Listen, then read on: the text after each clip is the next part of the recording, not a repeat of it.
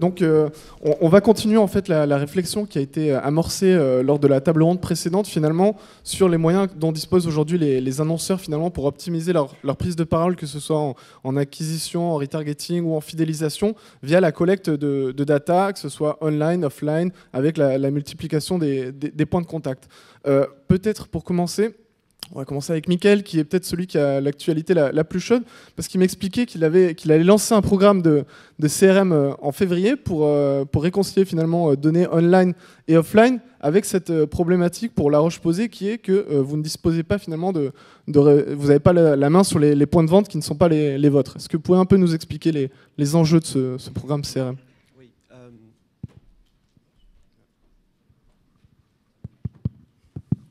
C'est bon ? Oui, la problématique sur La Roche-Posay est un peu équivalente à beaucoup de marques que l'on rencontre, pour ceux qui ne connaissent pas, donc je vais faire la traditionnelle introduction. La Roche-Posay est une marque de dermocosmétiques distribuée en pharmacie et parapharmacie. Moi, je m'occupe de La Roche-Posay pour le digital à l'international, ce qui veut dire que je coordonne à peu près une cinquantaine de pays. La problématique que l'on a, nous, aujourd'hui, sur La Roche-Posay, lorsqu'on tacle particulièrement la problématique du CRM, c'est que, d'une part, on ne maîtrise pas notre point de vente, nous n'avons pas de point de vente en propre, et d'autre part, la situation des points de vente est extrêmement divergente suivant les pays. On prend l'exemple de la France, qui nous concerne aujourd'hui. Pharmacie, ça représente 22 000 points de vente en France. La Roche-Posay est disponible dans 50% de ces points de vente, et pour 90% de ces pharmacies, ce sont des entrepreneurs individuels. On prend le scénario en Allemagne, 80% du marché est géré par 3 ou 4 grands réseaux. Donc, ce qui veut dire qu'à partir du moment où on essaye de mettre en place un pont entre les ventes que l'on a sur le offline et la façon dont on peut acquérir de la donnée sur nos consommateurs online, on se heurte à une problématique qui est la suivante, c'est qu'aujourd'hui, on ne maîtrise pas les données de notre point de vente. J'ai entendu parler de logiciels transactionnels, etc. Sur la France, il y a à peu près 3000 versions différentes d'un logiciel de transaction. Donc on a essayé depuis maintenant 3 ans d'essayer de la quadrature du cercle qui consiste à comment récolter ces informations. Donc le CRM pour nous est avant tout l'occasion de mettre en place 3 types de ponts. Le premier pont, c'est le offline et le online. On est en train aujourd'hui de réfléchir effectivement à un programme CRM qui soit à la fois relationnel, c'est-à-dire quels sont les types de services que l'on va pouvoir apporter à nos consommateurs lorsqu'ils interagissent avec nous sur nos espaces de marque en ligne. La Roche-Posay est traditionnellement une marque dont le premier business driver sont les dermatologues. Ça représente encore 60% de notre chiffre d'affaires. Donc, comme pour un laboratoire pharmaceutique, il y a des visiteurs médicaux qui vont voir les dermatologues. Vous imaginez bien que quand on est à La Roche-Posay et qu'on explique aux dermatologues qu'on va essayer d'avoir un contact en direct avec les consommateurs, il y a certaines réticences sur lesquelles il faut qu'on aille. Et ça a été la même problématique avec les points de vente offline. Aller expliquer à un pharmacien, tout comme pour les franchisés chez Chris ou les vendeurs chez Citadium, que peut-être qu'à un moment, on va se lancer sur le e-commerce, ce qui va être le cas. Donc, il y a vraiment ces problématiques. C'est le premier pont. Le deuxième pont, c'est que, comme beaucoup, on a un écosystème qui commence à se développer. Aujourd'hui, c'est une audience, tout pays confondu, d'à peu près 30 millions de personnes par an. Le CRM est l'occasion pour nous de faire le pont entre les consommateurs qui viennent sur nos sites Internet, où on arrive à peu près aujourd'hui à les connaître, à la fois en données comportementales, c'est-à-dire qu'est-ce qu'ils font une fois qu'ils sont sur nos sites, et en données déclaratives, quand ils font des sondages, quand ils demandent des échantillons. Mais la grosse problématique que l'on a eue, c'est qu'aujourd'hui, quand on prend l'exemple de Facebook, qui est le deuxième écosystème le plus développé sur la marque, qui représente à peu près aujourd'hui 1,7 million de fans répartis dans 29 pays, comment aujourd'hui on peut capturer ces données de ces consommateurs qui sont sur Facebook, et par définition, ces données ne nous appartiennent pas. Comment on arrive aujourd'hui à matcher ces consommateurs qui sont sur Facebook avec ces consommateurs qui sont sur notre site. Et le troisième pont, il est entre le dermatologue, le pharmacien et nous. Et donc toute la problématique du CRM là-dessus, c'est effectivement comment on arrive à faire le loop entre cette expérience consommateur. Donc ça a été 2 pistes de réflexion qui ont eu lieu il y a 2 ans, 3 ans, et avec des pilotes dans les pays. La première, c'est effectivement le lancement, alors plutôt mi-fin février, en pilote en France, justement, d'un programme CRM qui va justement répondre à ces 2 objectifs, qui va consister à, pour nous, on a défini, si vous voulez, pour faire un petit peu l'exercice, 6 clusters pour nos consommateurs, qui répondent à 6 questions que l'on se pose, qui sont typiquement, aujourd'hui, sur le online, on n'a pas la même connaissance de notre consommateur que l'on a sur le offline.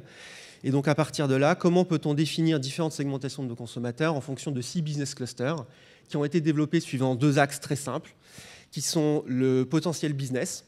Logique, mais quand on est encore sur des points de vente qui ne nous appartiennent pas, c'est pas si simple que ça. Et le deuxième, l'engagement à la marque. Et donc à partir de là, cela va nous permettre de commencer à réfléchir aux différents types de communication segmentée que l'on va pouvoir mettre en place auprès de nos consommateurs. Le degré zéro, si vous voulez, de cette communication segmentée, c'est, eh bien, par exemple, pour un pays, faire une newsletter qui va être customisée suivant le cluster auquel appartient le consommateur. On fait un lancement de produit sur un anti-acnéique, eh bien, on va essayer de targeter des consommateurs qui ont potentiellement un intérêt pour l'acné et pas une consommatrice qui est intéressée par l'anti-âge. C'est idiot ce que je vous dis, mais quand on essaye de se dire, alors si je fais une newsletter un peu plus premium sur des consommateurs, on a discuté à la table notamment avec Van Cleef et Arpels, sur des consommatrices qui ont des moyens d'achat un peu plus importants, comment je vais pouvoir les identifier online pour leur adresser le bon message au bon moment. Donc ça, c'est le programme CRM. Et ce programme CRM rentre dans une dimension qui, et je parle beaucoup en fait, et je vais terminer là-dessus, qui est également la dimension e-commerce, qui est également un gros sujet chez nous, qui va également arriver en France, on va dire Q2, et qui là va essayer de corriger ce pont que l'on a entre le offline et le online, puisqu'on va mettre en place un site e-commerce qui va être déployé dans 3 pays et qui va commencer en France, et un site e-commerce, et là parce qu'on a bien la difficulté chez nous, qui va être en plus multimarque. Donc c'est-à-dire qu'il va notamment vendre non seulement du La Roche-Posay, mais également du Vichy, du Roger Gallet et autres. Donc c'est aussi une autre problématique que l'on adresse là-dessus.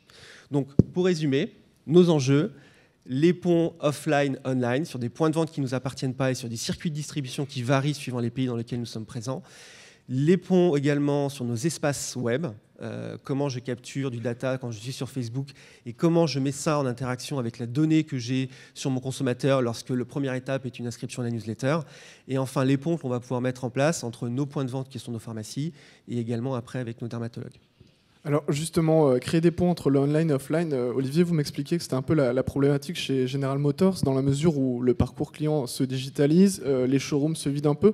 Vous m'expliquez que vous aviez aussi cette logique finalement de clusterisation des audiences en fonction de l'origine du prospect, de la pression qui avait été exercée sur ce prospect-là. Est-ce que vous pouvez nous en dire un peu plus ?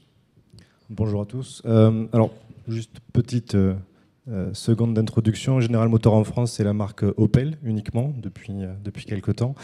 L'automobile aujourd'hui, on est sur un modèle qui n'est pas un modèle e-commerce. On ne vend pas encore de voitures sur le web en direct. On passe par un réseau de distributeurs.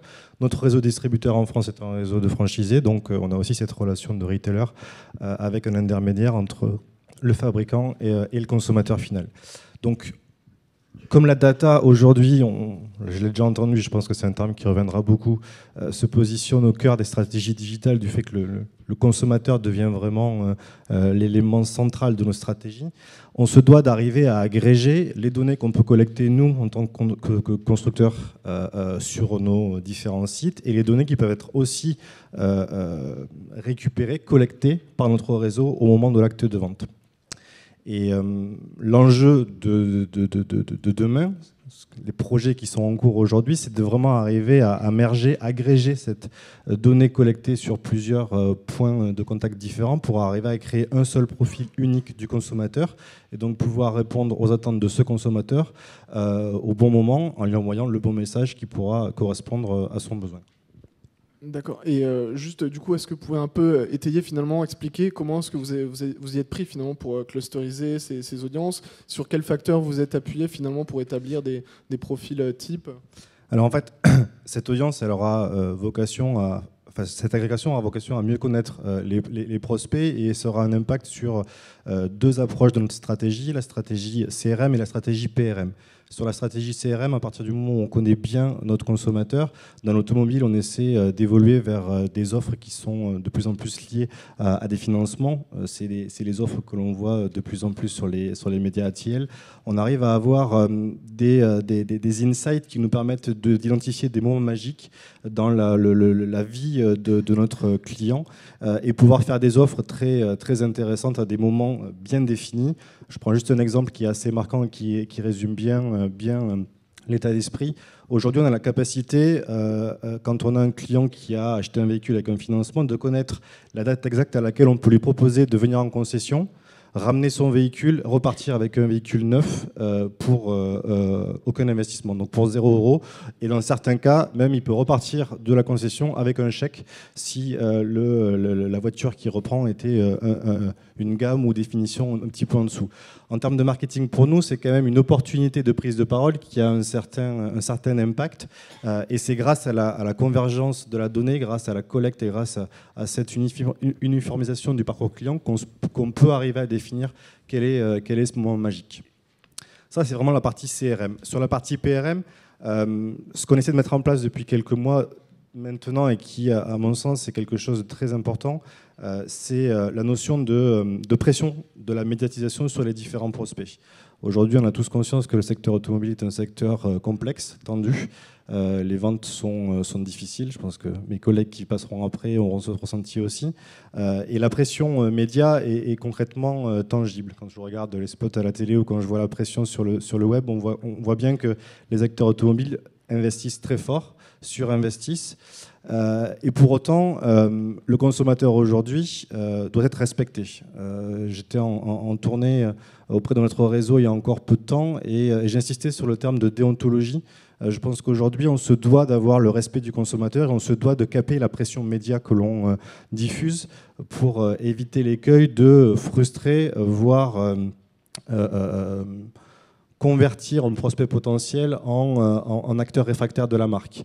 Et pour arriver à vraiment caper la pression du média sur la partie digitale, on met en place des stratégies d'analyse des différents leviers que l'on utilise avec une granularité qui est vraiment, vraiment très forte pour arriver à connaître par individu, par ID, le nombre de pressions, le nombre de stimulations qui auront été envoyées. Thomas, vous êtes le directeur général du Criteo, donc un des pionniers du retargeting. C'est vrai que les spécialistes du retargeting ont justement pas toujours été les bons élèves en matière de pression. Est-ce que vous pouvez nous expliquer aujourd'hui, avec vos clients, que ce soit constructeurs auto ou autres, comment est-ce que vous appréhendez cette notion-là et est-ce que vous partagez, comme Olivier, justement l'importance de maîtriser ce capping, cette pression, pour ne pas générer de la frustration et avoir un effet négatif sur les campagnes? On n'est pas complètement dans le CRM.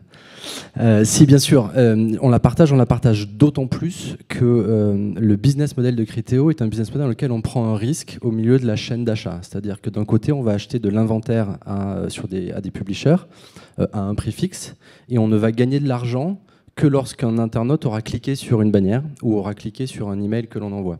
Donc la prise de risque au milieu, elle est importante. Et pour nous, la prise de risque, c'est quoi? C'est de diffuser la bonne publicité pour qu'elle soit cliquée. Si elle n'est pas cliquée, on perd de l'argent de manière intrinsèque. Donc je suis complètement d'accord avec toi qu'il y a ce sujet de la pression publicitaire, même si j'aime pas beaucoup le terme, est fondamental dans tout ce que l'on fait aujourd'hui.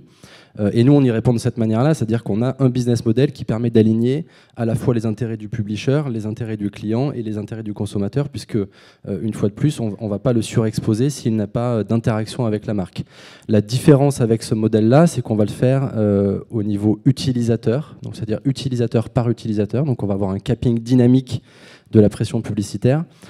Et ça nous semble être la bonne façon de faire parce que d'analyser la pression publicitaire par bucket de population, on a une marge d'erreur qui est très très forte. Alors que quand on gère de la pression utilisateur en temps réel, utilisateur par utilisateur, on pense que là on a quelque chose d'assez fin et c'est ce que notre business model permet de faire aujourd'hui.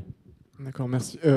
En termes de personnalisation de la communication, on a également Fabien, qui est le fondateur de TikTok et qui a été en charge en fait de créer des synergies. Pas le fondateur. PDG, pardon. Le directeur. Directeur, pardon. Et qui a été en charge de créer des synergies entre les activités e-commerce du Figaro et les sites médias. Est-ce que vous pouvez nous expliquer finalement le plan qui a été enclenché pour créer de telles synergies? Avec joie. D'abord, bonjour à toutes et à tous. Je ne vais pas échapper aux petits points de contexte. Je pense que tout le monde connaît le Figaro et le groupe Figaro essentiellement pour ses activités médias. Ce que l'on connaît moins, c'est que le groupe s'est engagé il y a maintenant une dizaine d'années dans une digitalisation, une transformation digitale et une diversification de ses activités assez forte. Aujourd'hui, 25% du chiffre d'affaires du groupe Figaro provient directement de ses propriétés digitales et 40% de son résultat d'exploitation également est issu du digital. Donc c'est une transformation digitale forte qui est en cours, qui n'est pas achevée. On est loin d'avoir répondu à l'ensemble des challenges ou des défis qui nous font face, mais pour certains, nous avons bâti des réponses solides en diversifiant nos modèles, en accompagnant la transition massive de nos audiences médias sur le digital naturellement, en développant de nouveaux modèles dans les classifieds, les petites annonces classées. On est par exemple leader sur l'emploi avec Cadre Emploi. Et troisième grande division ou grande activité du groupe, l'e-commerce. Voilà. Et donc on revient, on arrive à ta question, Nicolas, finalement, qui est comment est-ce qu'on pouvait utiliser notre très forte empreinte, nos audiences massives, c'est environ 15 millions de visiteurs uniques tous les mois, pour pouvoir délivrer une expérience personnalisée, ça va être un des mots-clés de la journée, à nos clients marchands, et que l'ensemble des points de contact soient pertinents. Alors on l'a fait comment? On a commencé à travailler sur le sujet de la data. Il y a 2 ans et demi, le CRM, c'est un petit peu plus ancien. Nous envoyons à peu près 1 milliard d'emails par an et avons environ un petit peu plus d'11 millions de contacts dans nos bases de données CRM qui sont qualifiés en fonction de leur comportement, naturellement, d'achat, de surf. Voilà. Donc ça, c'est des choses assez classiques. Il y a 50 à 80 critères qui nous permettent de caractériser les sociodémos, les intérêts, les appétences de nos segments de clients.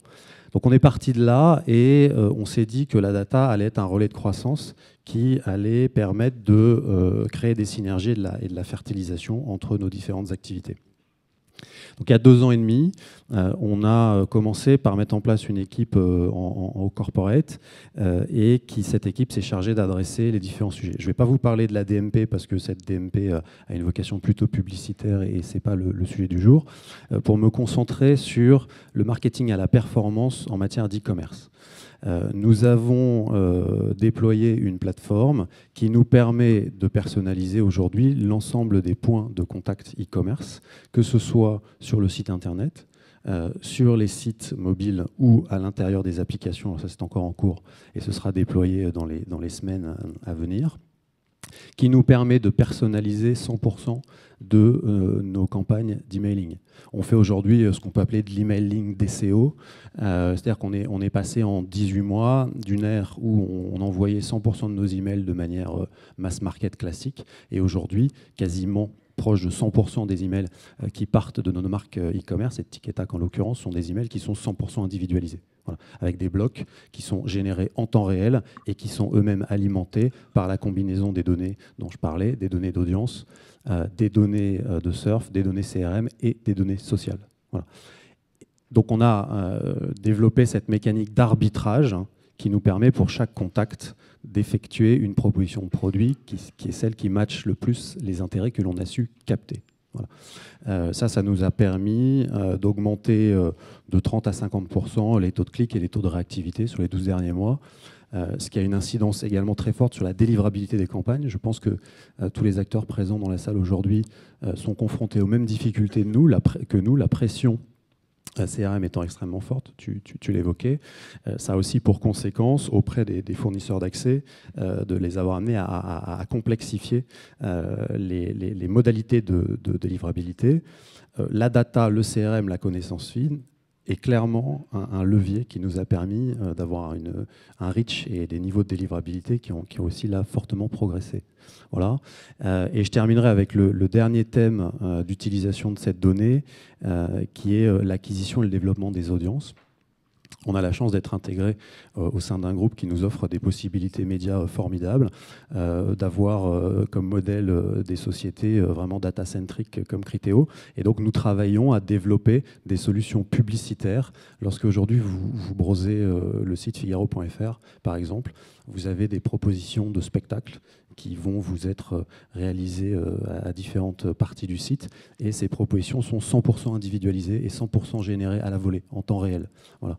Que ce soit sur des formats display dynamiques, on va vers le DCO également, ou que ce soit dans des intégrations un petit peu plus éditoriales.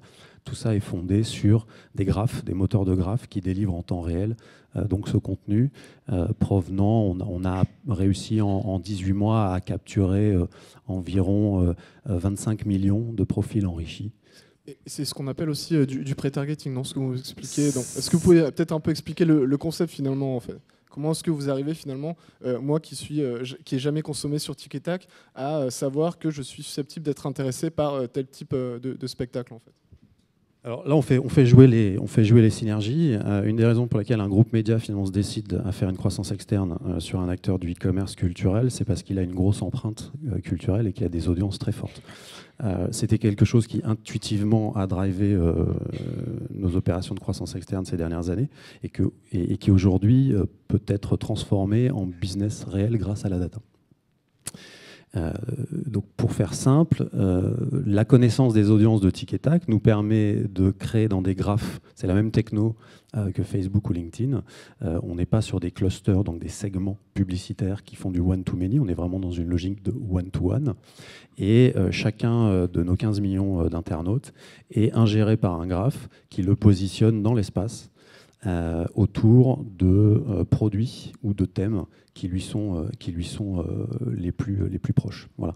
Et donc cela nous permet, même si on ne vous connaît pas sur lefigaro.fr parce que vous n'avez jamais été client Tic et Tac, eh bien ça nous permet quand même par des systèmes de jumeaux statistiques de vous délivrer une proposition de produit qui peut être pertinente. Et la boucle se referme avec le machine learning, puisque si, à partir du moment où on vous délivre cette proposition, si vous n'êtes pas réactif, eh bien le système apprend, il se dit que la proposition n'était pas bonne et que l'algorithme s'est trompé, et donc il apprend en mode test and learn. Voilà.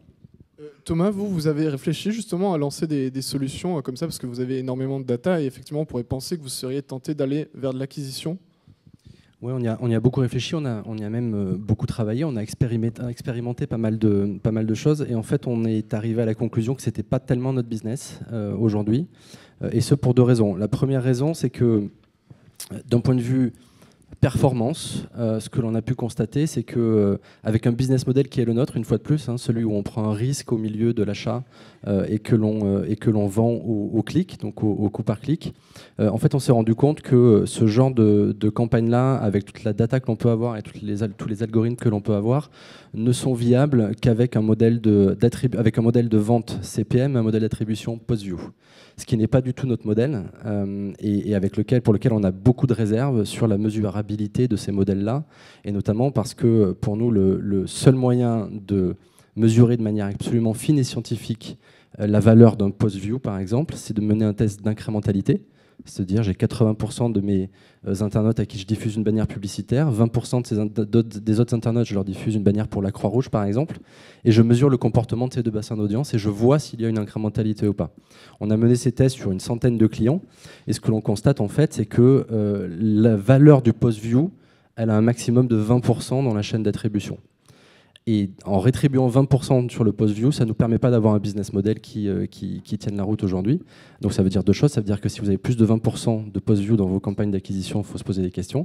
Et le deuxième truc que ça veut dire, c'est que ce n'est pas un business pour nous parce qu'on ne peut pas y aller. Donc ça, c'est sur le premier élément, c'est qu'on a regardé et on pense que notre valeur n'est pas là. Et le deuxième élément, c'est qu'on pense par contre que notre valeur, elle est bien ailleurs.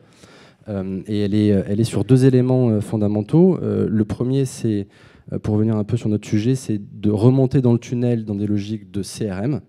Et là, l'an dernier, on était déjà à l'EBG et on parlait on parlait du CRM digital, ou de la renaissance du CRM digital comme une des tendances 2015. Alors, c'est pas encore un raz-de-marée, mais on a mené pas mal d'expérimentations avec certains gros clients sur des projets de CRM assez ambitieux qui mêlent de la technologie, de la DMP, du segment d'audience pour aller adresser ça en fonction d'objectifs marketing différents.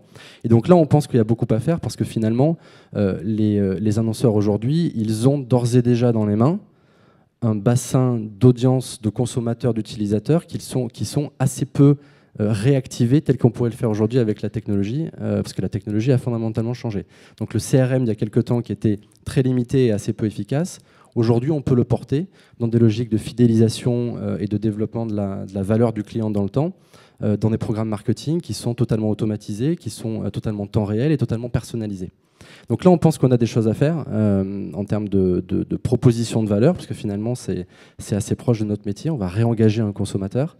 Et l'autre élément sur lequel on pense qu'on a des choses à faire, c'est un développement plus horizontal, où on a d'ores et déjà racheté une société qui fait de l'email retargeting. On la déploie dans plusieurs pays, donc on rajoute petit à petit des canaux et on regarde d'autres canaux. Si on pense qu'à un moment on peut se développer sur d'autres canaux, on le fera. Et ça, c'est le premier point. Le deuxième point, c'est bien évidemment le mobile, qui aujourd'hui est plus qu'une réalité, hein, parce que c'est déployé chez 70% de nos clients dans le monde.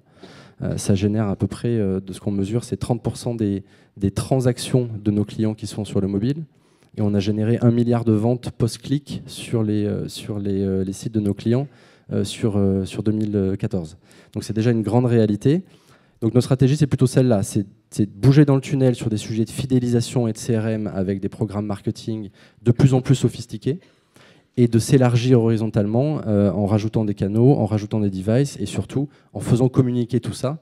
Et donc on a un gros travail autour du cross-device qui a été présenté à nos clients là, il y a quelques semaines. Justement, dans une problématique d'améliorer les dispositifs CRM, on parle beaucoup aujourd'hui de la nécessité finalement de faire communiquer le PRM, donc l'origine du prospect, le CRM, donc le travail de fidélisation et derrière éventuellement l'achat média. Peut-être est-ce que Michael ou Olivier, vous pourriez m'expliquer aujourd'hui quelles sont vos relations avec les différents départements finalement qui sont l'achat média, parce qu'on dit que ces départements-là communiquent assez mal, parce qu'on a la technologie, comme le rappelait Thomas, pour finalement faire communiquer tous ces départements-là. Aujourd'hui, où est-ce que vous en êtes? Est-ce qu'il y a une réflexion peut-être éventuellement autour du DMP qui pourrait unifier tout cet environnement-là? Nous, dans l'auto, on est historiquement très silotés. Donc, on a des secteurs d'activité qui sont très bien définis avec des responsables hiérarchiques. J'entendais un petit peu plus tôt que le sponsoring pour des projets digitaux d'envergure dans les entreprises est nécessaire. Je partage à 100% ce point de vue-là. Pour autant, quand on se positionne d'un point de vue consommateur, on a une nécessité d'agréger l'ensemble des données pour vraiment connaître ce consommateur en tant qu'individu unique. Donc nous, on essaie de faire ça, on essaie de désiloter, on essaie de rentrer par le consommateur et de faire converger les données PRM et les données CRM pour arriver à avoir vraiment une meilleure connaissance de ce consommateur. Et aujourd'hui, forcément, la DMP est une opportunité, est une évolution naturelle de notre système d'information pour faire en sorte de pouvoir agréger l'ensemble des données qu'on va collecter à la fois sur le PRM et sur le CRM en temps réel et donc de pouvoir être plus efficace. Mais pour paraître peut-être à contre-courant ou du moins un petit peu en marge de ce qui a été beaucoup dit aujourd'hui, programmatique, automatisation. Je pense aussi qu'il est aujourd'hui, en tout cas c'est une opportunité qu'on va essayer d'appréhender, c'est quelque chose qu'on est en train de mettre en place. Il est aussi important de redonner la place à l'humain dans la relation de ce prospect ou de ce client que l'on souhaite transformer en client fidèle. L'automatisation, c'est bien, c'est une nécessité, ça nous permet d'avoir des approches de grande envergure, mais je pense aussi que, surtout dans l'automobile ou dans un achat impliquant, on a besoin de prendre le temps de découvrir le consommateur. Il y a une notion dans l'automobile qui est clé et que chaque vendeur doit connaître et maîtriser, c'est la découverte du client, la découverte du besoin. Quelqu'un qui va venir en concession, il va venir en concession pour acheter une voiture, certes, mais les raisons qui peuvent l'inciter à venir en concession sont nombreuses et toutes différentes.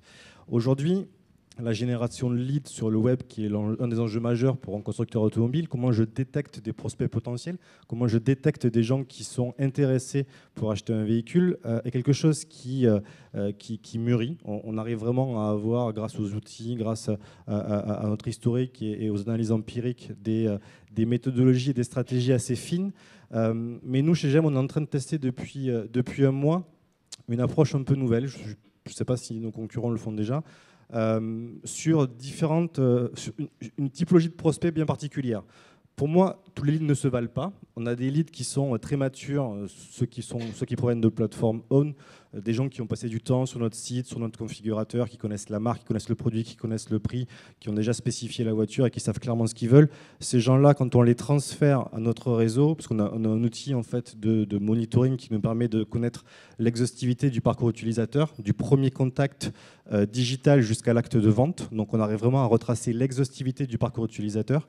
On se rend compte quand on analyse les chiffres que le taux de conversion d'un lead qui est issu du own, ils sont bons. Ils sont même très bons. C'est des choses qu'on forcément on peut faire mieux, mais c'est vraiment des choses sur lesquelles on est satisfait aujourd'hui. Quand on prend les leads qui sont issus du paid, on divise généralement en deux. Les leads issus du search, qui sont plutôt en mode, qui sont pas forcément du push, mais plutôt du pull, ont aussi une conversion qui est bonne. Par contre, quand on regarde la performance en conversion en vente des leads issus du paid mode push, là on se rend compte qu'on a une conversion qui doit être largement améliorée, un ROI qui n'est pas forcément au niveau des autres types de leviers qu'on active. Et donc le pilote qu'on teste depuis un mois, c'est comment réintégrer de l'humain dans la gestion en fait, de ce prospect identifié que l'on est allé acheter. Chaque lead est une opportunité, est un prétexte commercial, comme dirait mon directeur des ventes. Pour autant, derrière chaque lead, on a une maturité de prospect qui est différente.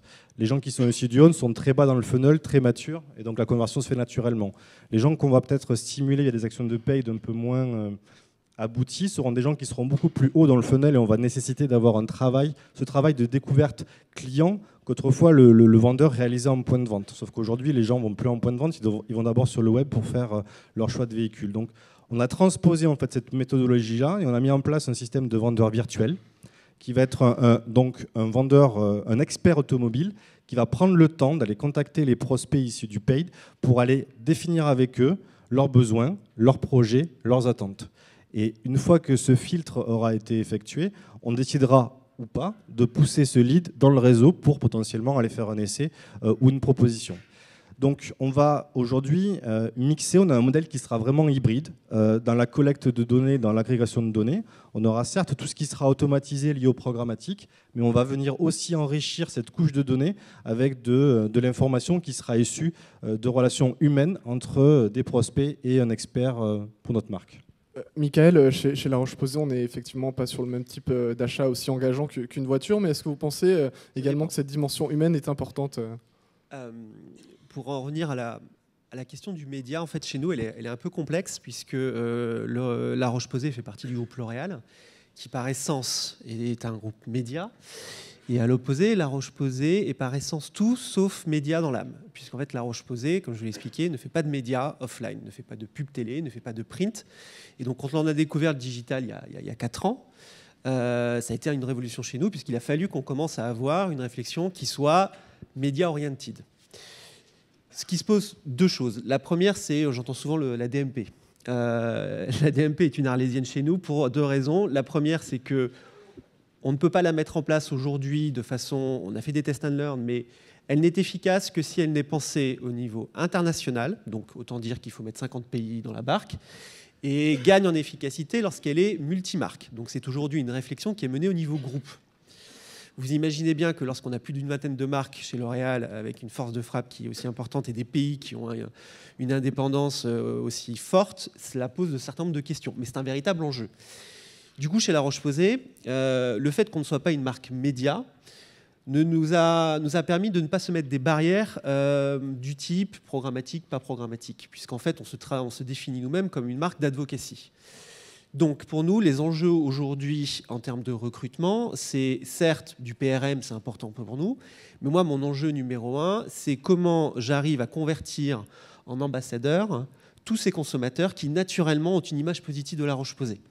Je suis sur la marque depuis 3 ans, donc je vois un peu ce qui se fait sur les réseaux sociaux. On a les shares of buzz, le volume de conversation. Aujourd'hui, le pourcentage de commentaires négatifs naturels sur la marque est inférieur à 0,7% dans le monde. Vous imaginez ? Et donc pour moi, mon enjeu, quand je parle de médias, c'est comment je peux essayer de convertir tous ces consommateurs qui sont fidèles à la marque, et il y en a un certain nombre, mais qui pour autant ne sont pas des vecteurs médias pour nous. Donc il y a l'efficacité média, mais surtout après, comment derrière, ce PRM, ce qui est devenu à terme du CRM et qui peut aller pousser vers du social CRM, aujourd'hui, je peux les utiliser comme des vecteurs de recrutement. Fabien, vous partagez cette opinion, du coup ? Alors, je partage absolument l'opinion et je crois que le temps, j'ai plus beaucoup de temps. Je voudrais juste partager une petite anecdote sur l'aspect humain, puisqu'il y a l'aspect humain en externe dans la connaissance de ses clients, naturellement, et dans le dialogue. Et aussi l'aspect humain en interne. Et la data peut amener un certain nombre d'interrogations au sein des équipes. Nous, ce qu'on a fait, c'est quelque chose d'assez simple. On a fait des battles, en fait. Et des battles entre l'algorithme versus le chef de projet CRM à la manière d'un IBM versus Big Blue. Voilà. Et c'était très intéressant parce qu'on a gamifié le déploiement et la généralisation de l'usage de la data dans nos opérations CRM. Et autant vous dire que la valeur de l'exemple dans ce cas de figure était très utile et que dans la majorité des situations, que ce soit en ciblage ou en arbitrage CRM, l'algorithme est souvent plus fort que le chef de projet. Voilà. Bon, ça c'est une belle anecdote. Okay, ce sera le mot de la fin. Bien. Merci à tous pour votre participation à cette table. Merci.